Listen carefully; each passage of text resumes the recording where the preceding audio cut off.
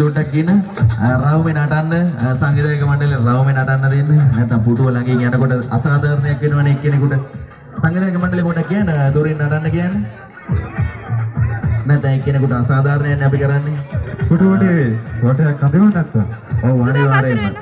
ඒකෙන්ද චුට්ටක් දුරින් නටන්න කියන්න. පුටු දෙක මැදෙන් තියන්න. අදිත් ඒ පුටුවට රවුමක් අඳිනවා අපි.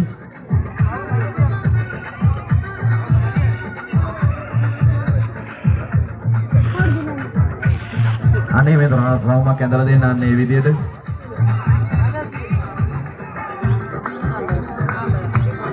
ආ රයිට් හරි.